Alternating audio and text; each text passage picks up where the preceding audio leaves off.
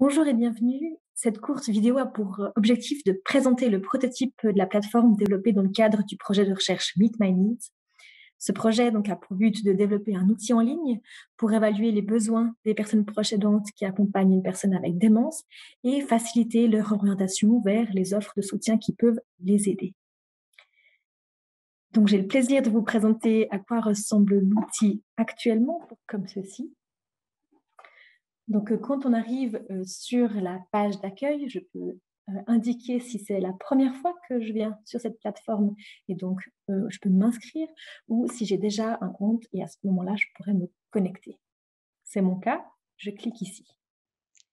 Ici apparaissent mon adresse mail et mon mot de passe, et c'est aussi ici que le consentement sera géré.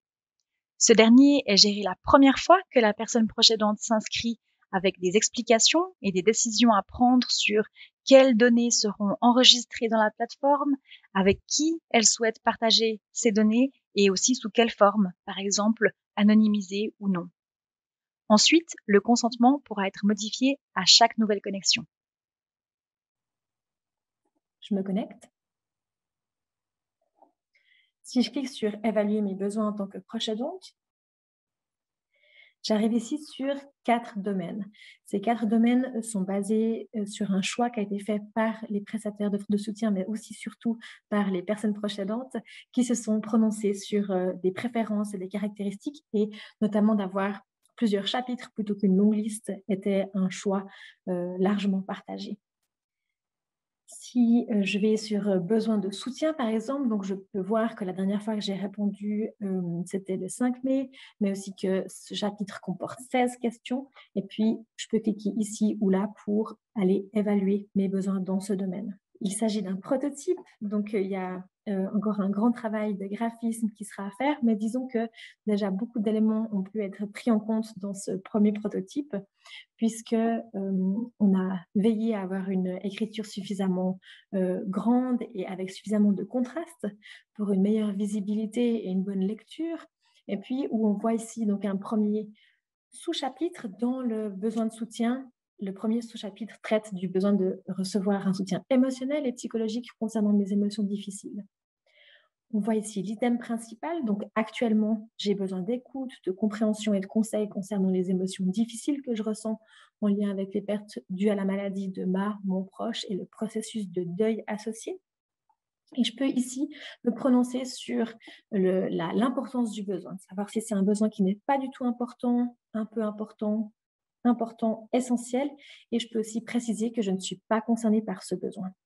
Là aussi, le nombre, la modalité de réponse, disons, et le nombre d'options a été choisi par les utilisateurs et utilisatrices finaux. Où dans la recherche, on aime bien avoir des échelles assez larges, mais dans la littérature, on voyait aussi que parfois le oui, non permet aux personnes proches qui, en plus de ça, ont peu de ressources et sont souvent épuisées de se prononcer plus facilement. Mais là, vraiment, d'avoir en 4 points plus le pas concerné, c'était un équilibre qui convenait aux nombreuses personnes qui ont été sondées sur ces aspects-là. En dessous de l'item principal, on a plus précisément et ensuite une série d'exemples. Par exemple, d'être écouté sans jugement et en toute confidentialité par une personne qui comprend ce que je ressens, en voyant ma proche perdre ses capacités, me semble étranger et puis être dépendant de moi. Et donc là, ça nous permet de répondre en oui ou non sur ces différents exemples. Ces exemples disparaissent si je réponds que ce besoin n'est pas du tout important. De même qu'il reste quand il y a ces 3 options-là. Et puis, si je ne suis pas concernée, ils disparaissent aussi. Ce qui est intéressant avec ces exemples, c'est que peut-être qu'une personne, en lisant l'énoncé de base, ne se reconnaît pas dans cette description ou n'estime pas que ce soit un besoin pour elle.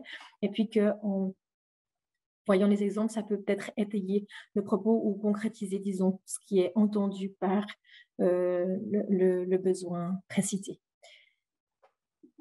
Donc, si je passe un peu pour faire un exemple, donc je vais à la page suivante, ce qui me mène à un autre sous-chapitre. Là, on parle du besoin de soutien émotionnel et psychologique, mais plutôt par rapport au rôle d'aidante.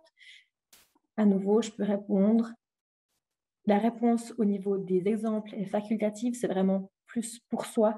Actuellement, en l'état, ces données ne sont pas traitées pour donner l'orientation ensuite et les résultats, disons, de l'évaluation. Voilà, etc.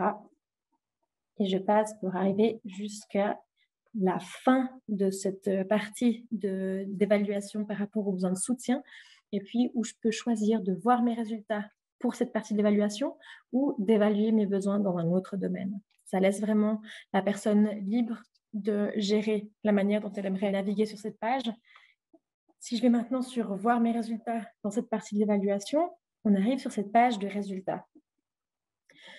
Ça se présente comme ça, avec vraiment un gros point faible encore. Et on a beaucoup travaillé jusque-là pour déjà éviter les connotations négatives qu'il y avait dans le premier prototype. On avait des smileys ou du rouge, du vert, et vraiment on a reçu plusieurs réponses qui disaient non, mais c'est pas acceptable de connoter comme ça la présence ou l'absence d'un besoin, et que il y a un gros travail de présentation qui sera à faire. Pour le moment, en l'état, on a une liste résumée des items, et puis on voit par ces points si le besoin est fort, absent, intermédiaire, fort, plutôt moyenne, inférieure.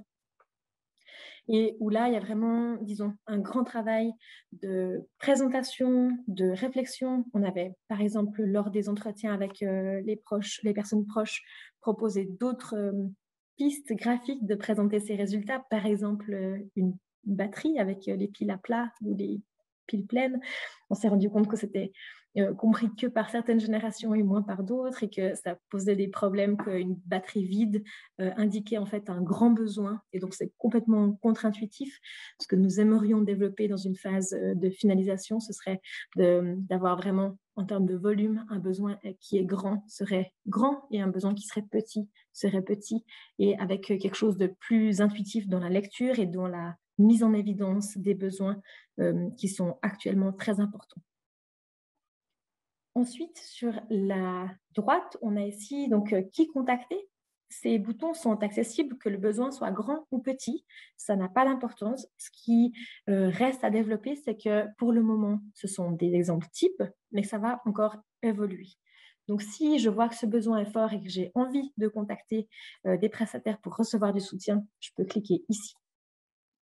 Les informations qui figurent actuellement sous « Qui contacter » ne sont pas encore formulées comme elles devraient l'être d'après les réponses obtenues dans notre projet de recherche. Il faut donc s'imaginer qu'il y aura là une liste de 3 à 10 prestations, 5 en moyenne, qui répondent de manière optimale à ce besoin spécifique selon le prestataire d'offre de soutien concerné, avec une description de ce qui fait que cette offre répond particulièrement bien aux besoins et des informations qui permettent à chaque personne proche de choisir de manière éclairée. Là aussi, on a encore des données à traiter. Lors des entretiens avec les proches, nous avons demandé quelles étaient les informations importantes pour que leur choix soit éclairé quant à une demande de soutien.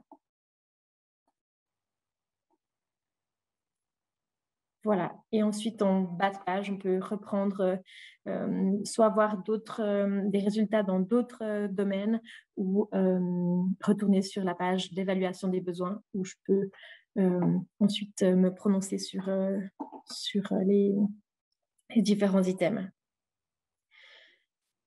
Donc voilà, c'est jusque maintenant un financement de recherche qui ont permis de développer tout ceci. Ça a été fait de manière participative avec les utilisateurs finaux.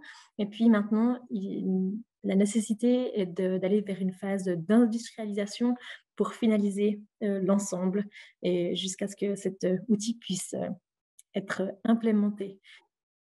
Merci pour votre attention, et au plaisir de discuter plus en avant avec vous des différentes possibilités futures pour cet outil.